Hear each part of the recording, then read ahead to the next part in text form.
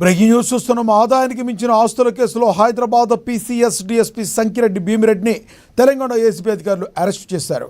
Court ఆయనకు 14 రోజుల remand విధించడంతో ACB బృందం భీమిరెడ్డిని చెంచల్గూడ సెంట్రల్ జైలుకు తరలించింది. తెలంగాణ, కర్ణాటక రాష్ట్రాల్లోని దాదాపుగా 16 ప్రాంతాల్లో ఏసీబీ అధికారులు ఏకకాలంలో సోదాలు చేపట్టారు.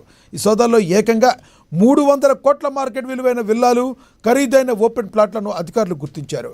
ఆ నివాసాల్లో 2 కేజీల బంగారం, 20 కేజీల వెండిని కూడా ఏసీబీ అధికారులు స్వాధీనం చేసుకున్నారు. ఒక పోలీస్ అధికారి ఇంత భారీ స్థాయిలో అక్రమ ఆస్తులు ఎలా కూడబెట్టారనే కోణంలో ఏసీపీ దర్యాప్తు చేస్తుంది.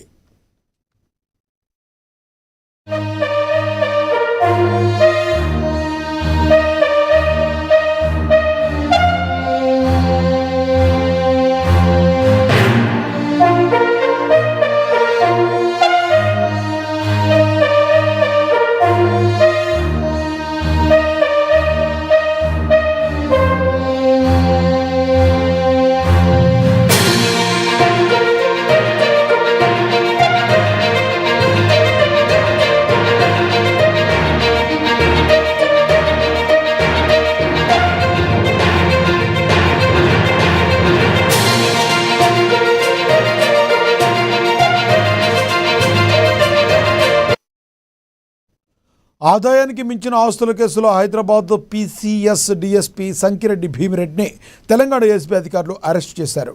కోర్టు ఆయనకు 14 రోజుల రిమాండ్ విధించడంతో ఏసీబీ బృందం భీమిరెడ్డిని చెంచల్గూడ సెంట్రల్ జైలుకు తరలించింది.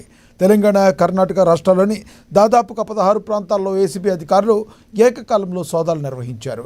ఈ సోదాల్లో ఏకంగా 300 కోట్ల మార్కెట్ విలువైన విల్లాలు, ఖరీదైన ఓపెన్ ప్లాట్లను అధికారులు గుర్తించారు.